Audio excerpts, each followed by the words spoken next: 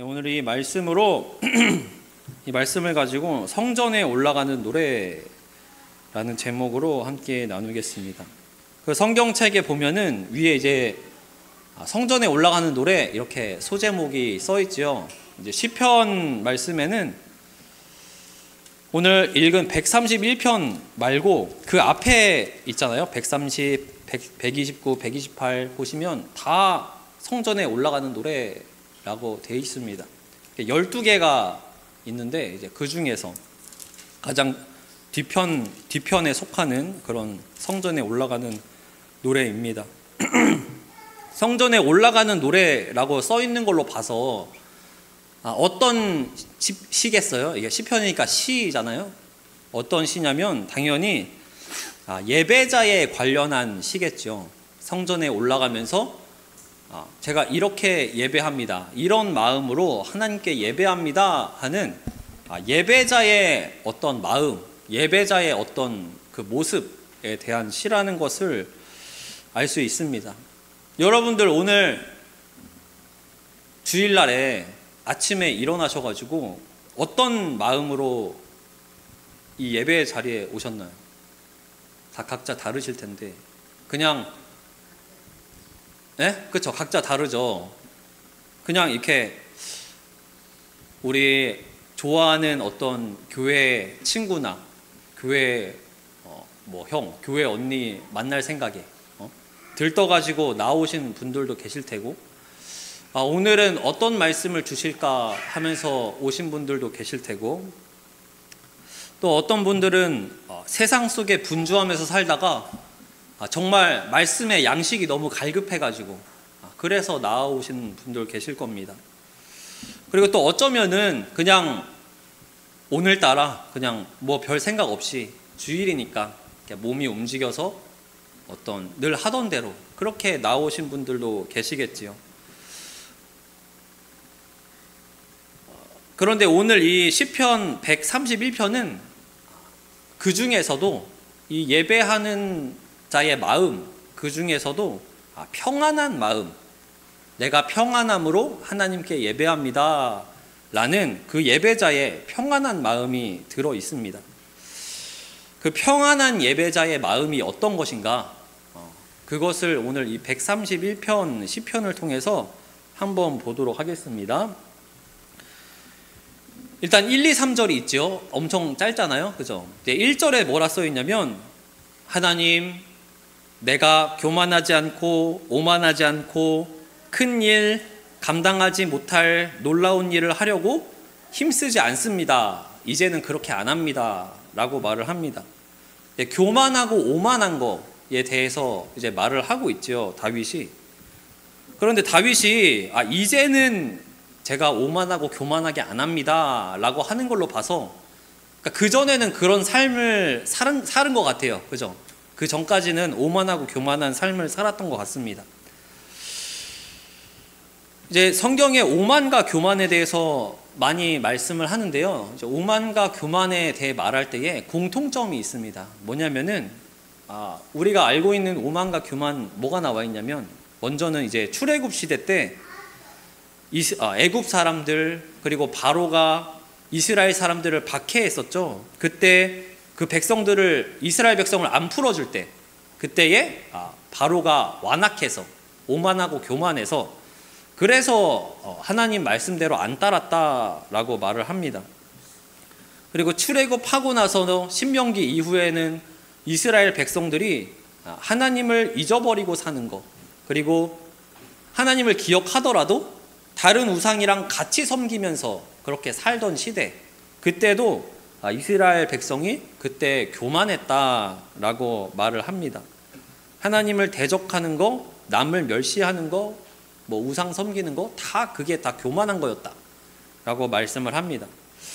이런 말씀을 살펴볼 때에 성경에서 말하는 교만하고 오만하다라는 게 뭐냐면 하나님을 온전히 바라보지 않는 거, 아니면 세상 살아갈 때에 하나님을 온전히 섬기지 않고 하나님을 염두에 주지 않고 살아가는 거, 이거를 교만하다라고 말을 합니다.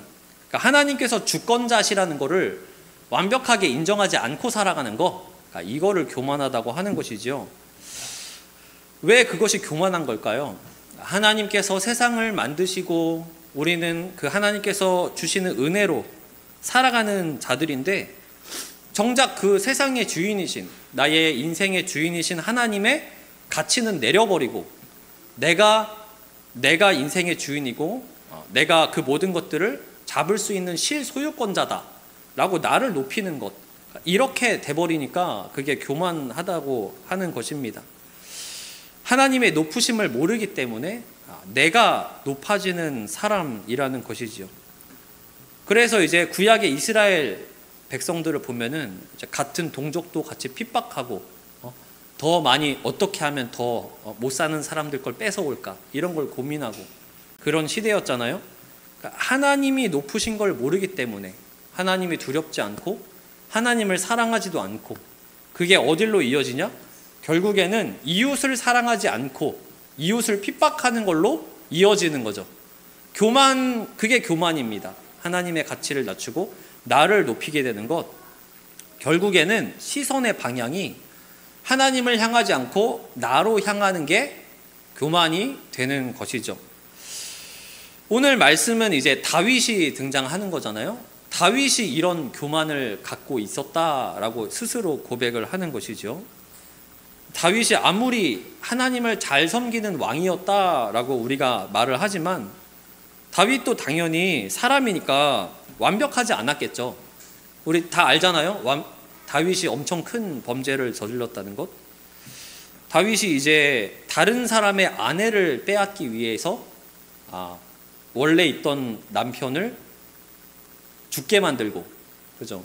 그런 일도 하고, 그때에 이제 하나님께서 다윗을 엄청 나무라시죠. 선지자 나단이라는 선지자를 다윗한테 이제 보내셔서 말씀하십니다. 그러면서 이제 뭐라고 말씀하시냐면 다윗한테, 다윗 너를 왕으로 세우기 위해서 사울의 손에서 구원해줬고, 그러니까 죽을 뻔한 순간도 여러 번 구원해줬고, 너의 주인의 집도 너한테 주고 아내도 주고 이스라엘을 너한테 다 줬는데 뭐가 부족해서 이런 죄까지 저질렀냐? 뭐가 부족해서 다른 아내 뺏는 죄까지 저질렀냐? 다 받았는데 너가. 그렇게 말씀합니다. 그러면서 다윗을 이렇게 평가합니다. 하나님께서 그런 다윗을, 너가 하나님을 업신여겼다, 이게 다윗에 대한 평가입니다. 업신여겼다는 게 뭐냐면 우리나라 사전 의미로 보면은 교만한 마음에서 남을 낮추어 보다입니다. 교만한 마음에서 남을 낮추어 보다. 그러니까 하나님께서 내가 너 목숨도 구해줬지, 집도 줬지, 아내도 다 줬지, 이스라엘 나라도 줬지, 왕궁도 줬지, 다 줬잖아. 다 줬는데 뭐가 부족해서 다른 사람의 아내를 빼앗는 그런 행동까지 했냐? 뭐가 부족해서? 너는 하나님을 무시한 거야 라고 말을 하는 것이죠. 여러분, 하나님 무시해 본 적 있으십니까? 저는 하나님 무시해 본 적 있어요.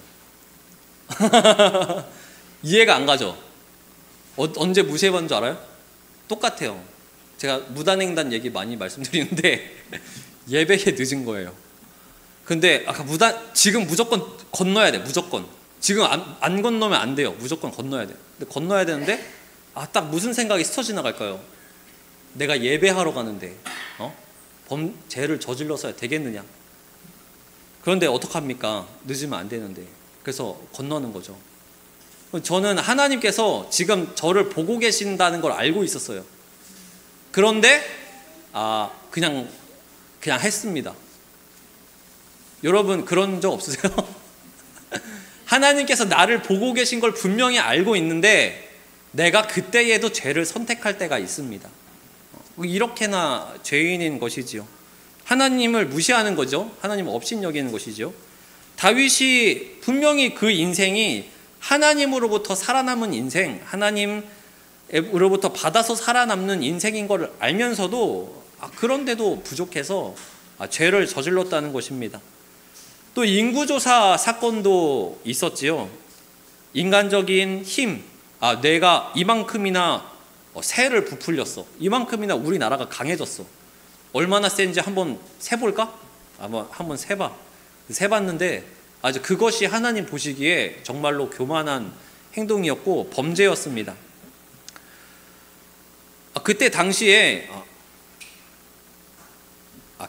아니라 죄송합니다. 그 하나님께서 정말 왕이신데 그 다윗은 내가 가지고 있는 이 재산, 내가 가지고 있는 이 병력들의 수를 세보면서 나의 왕위와 내가 가진 힘, 우리나라가 가진 힘, 이것을 과시하려고 했던 것이지요. 그런데 그 결과가 뭐였습니까? 징계를 받았다라는 겁니다. 아니, 이 세상에서 왕이 제일 높잖아요. 왕이 제일 높아가지고 우리나라 힘 얼마나 센지 한번 세볼까? 이러는데 그게 뭐가 잘못이에요, 그죠? 그런데 우리가 알 수 있는 것은 다윗이 가장 높은 사람인 줄 알았는데 다윗보다 더 높은 분이 계셨다는 겁니다. 그게 누굽니까? 그렇죠, 하나님이었습니다. 다윗은 하나님 나라 백성의 대리 통치자인 것이죠. 정말로 왕은 하나님, 정말 높으신 분은 하나님이시고 다윗은 그 다음 하나님의 그 나라를 다스리는 하나님의 대리 통치자였습니다. 그래서 그 교만의 결말은 결국에 징계를 받는 것이었습니다. 정말로 가장 높은 사람이 아니었죠.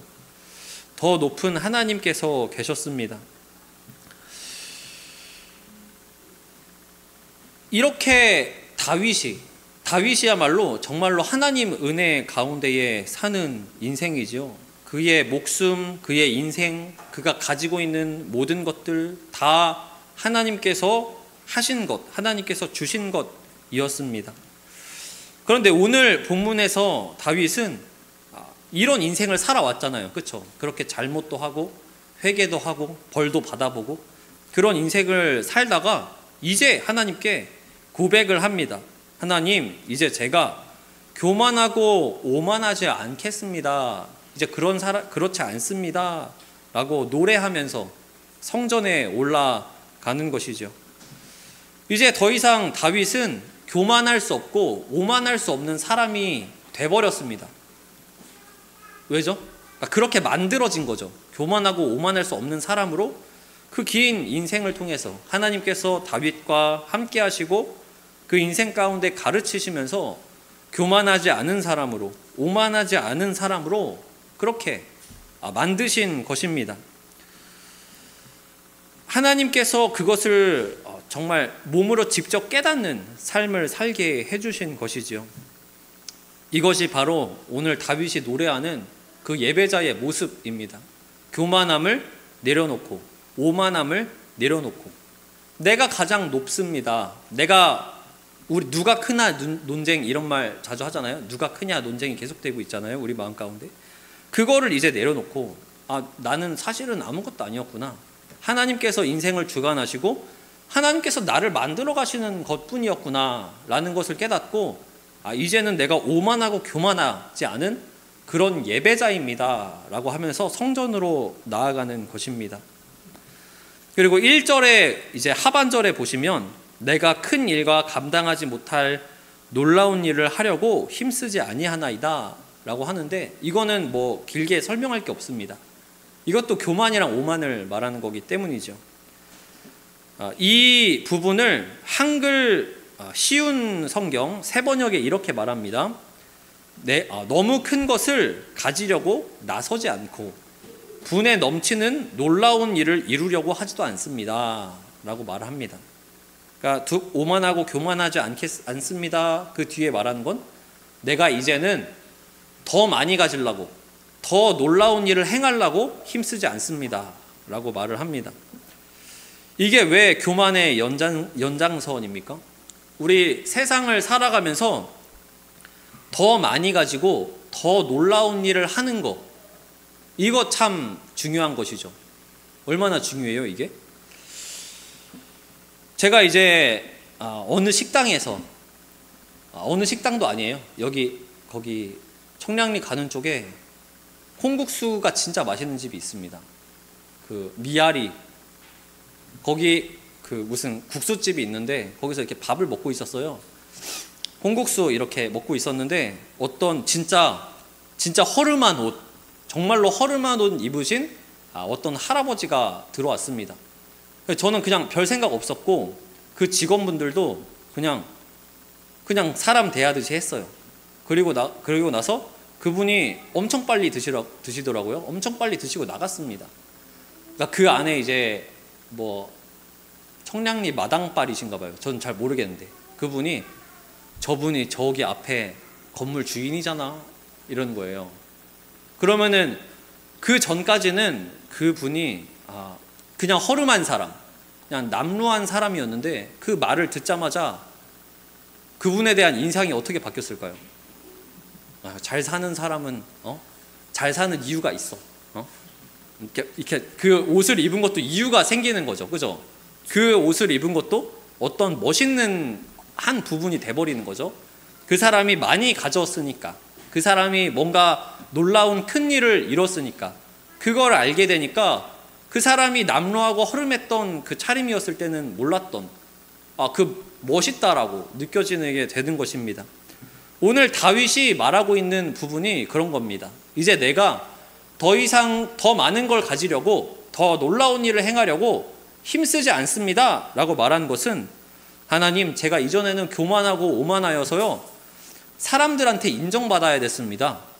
더 많이 가져가지고 역시 우리 왕은 훌륭해, 역시 우리 왕은 이뤄놓은 게 많아, 그리고 더 놀라운 일, 말도 안 되는 전쟁에서 막 이기고, 말도 안 되는 덕을 행하고, 말도 안 되는 어떤 베푸는 것을 행하고, 이런 걸 해가지고 역시 다윗아 최고야, 이렇게 막 높아지는 거죠. 사람이 역시 최고야, 그런 일을 하더니 역시 우리 왕이야, 막 높아지는 겁니다.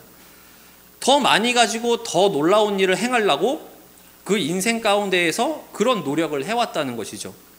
왜입니까?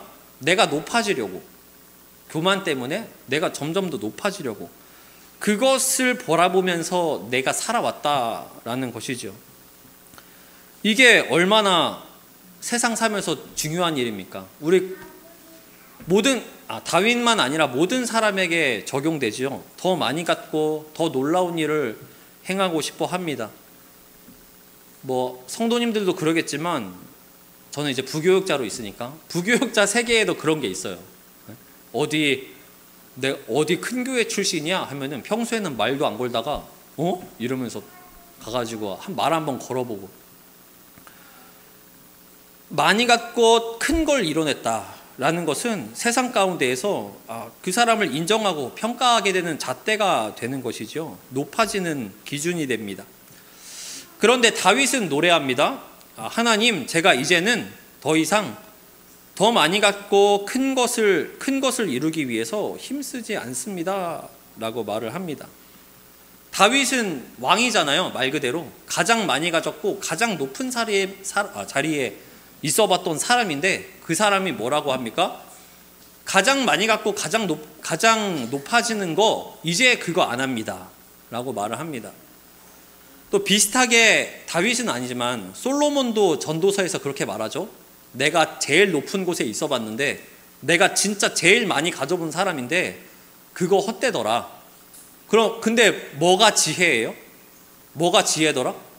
가장 높아지고 가장 많이 갖는 거, 세상의 법칙, 그게 지혜가 아니었다. 뭐가 지혜였냐면 하나님을 경외하는 게 가장 지혜더라 라고 그렇게 말을 하고 있습니다. 그러니까 이제 이런 말씀에서 하는 거는 세상 거 노력해봤자, 뭐 세상 거 내 꿈 이뤄봤자 다 소용없다를 말하는 게 아니라, 하나님께서 주신 자리에서 최선을 다하고 사는 거 중요하죠. 그 하나님 뜻입니다. 그것도. 그런데 정말 지혜는 하나님 빼고 그것만 바라보면서 사는 건 지혜가 아니더라. 정말로 지혜는 하나님께서 주신 그 자리에서 하나님 믿으면서 최선을 다해 사는 거, 그게 진짜 지혜더라 라고 말씀합니다.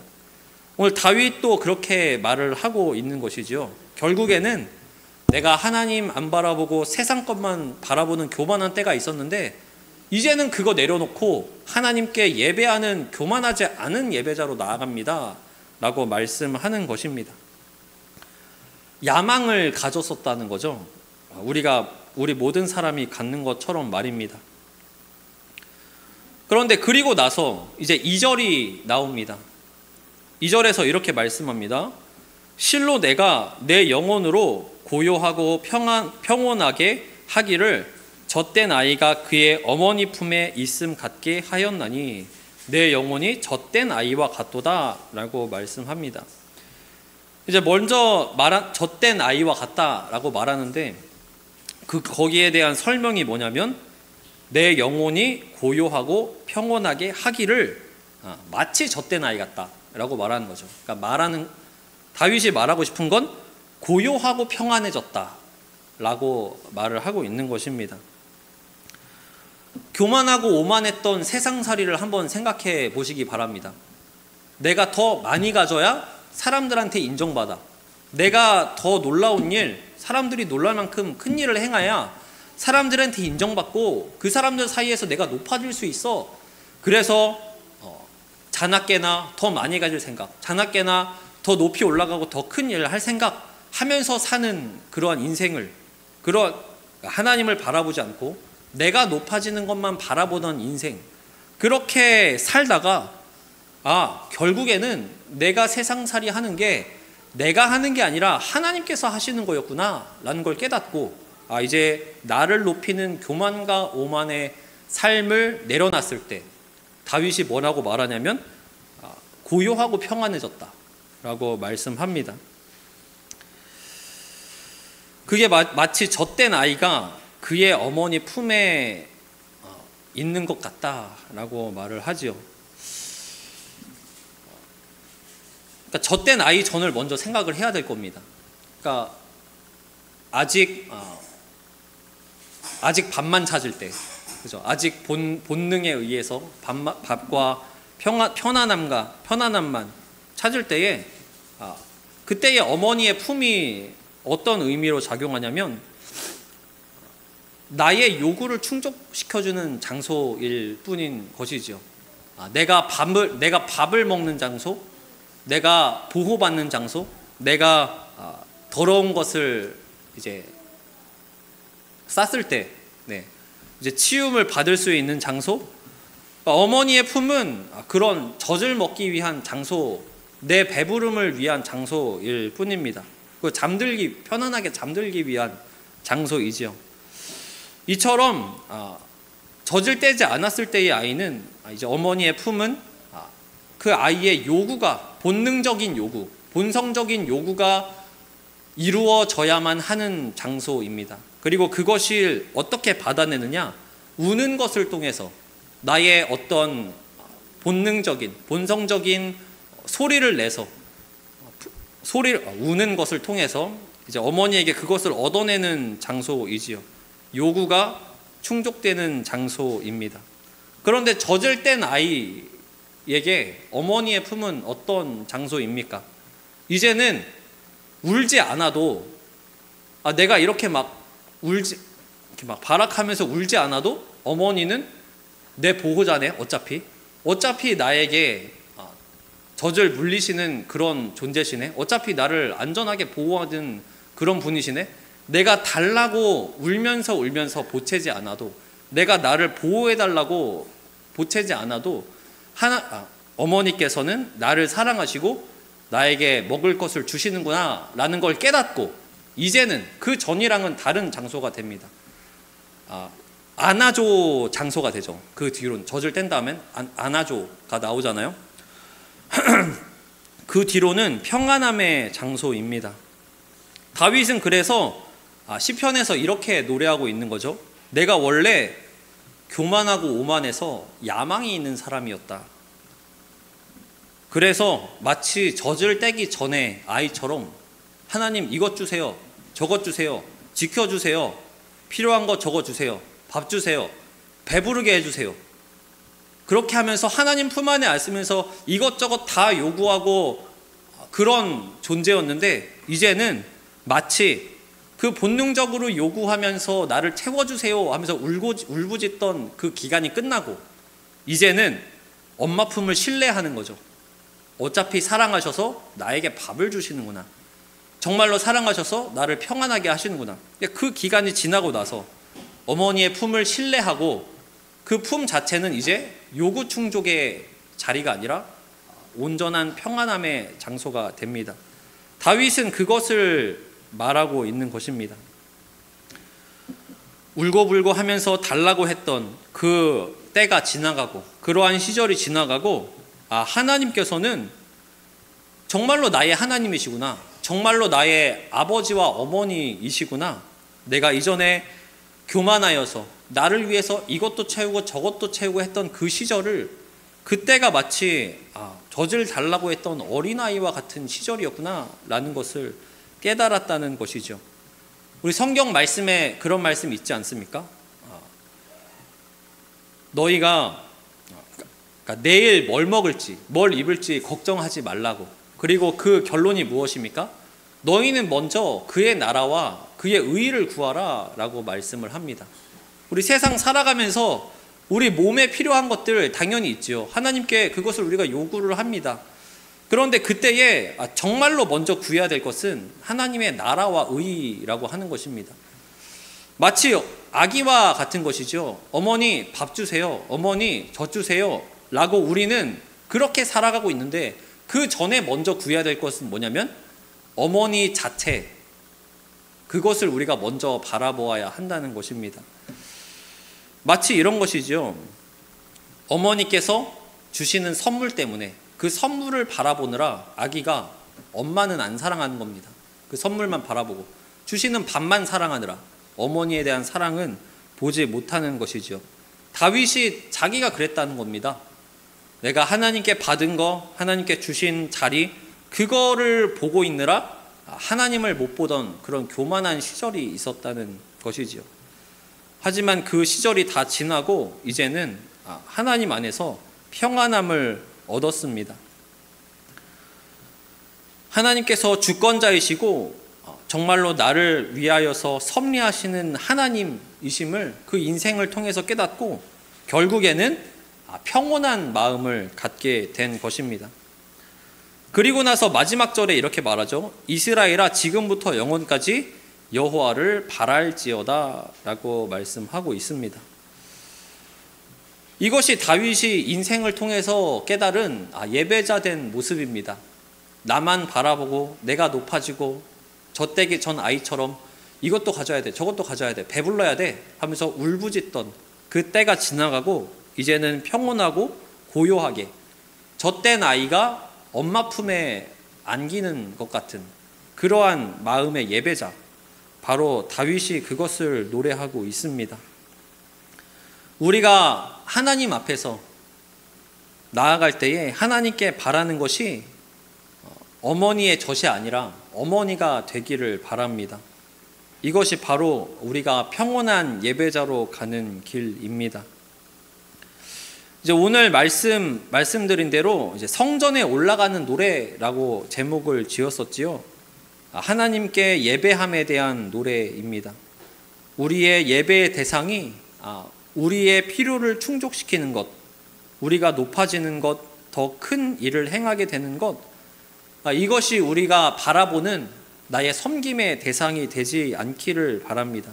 그저 우리를 지키시는 하나님, 우리가 울부짖더라도 모든 것을 다 채우시는 하나님, 우리가 생각이 어릴지라도 항상 보호하시는 하나님, 그러한 아버지와 같은 하나님이심을 깨닫고 하나님을 신뢰하여서 그 안에서 평온함으로 예배의 자리에 나오는 우리가 되기를 바랍니다. 네, 우리 이러한 마음으로 오늘 시편 우리가 읽은 1절부터 3절 말씀 우리 다 같이 합독하고 말씀을 마치도록 하겠습니다. 우리 한번 1절부터 3절 다시 마음을 가다듬고 읽어보도록 하겠습니다. 시작. 여호와여, 내 마음이 교만하지 아니하고 내 눈이 오만하지 아니하오며 내가 큰 일과 감당하지 못할 놀라운 일을 하려고 힘쓰지 아니하나이다.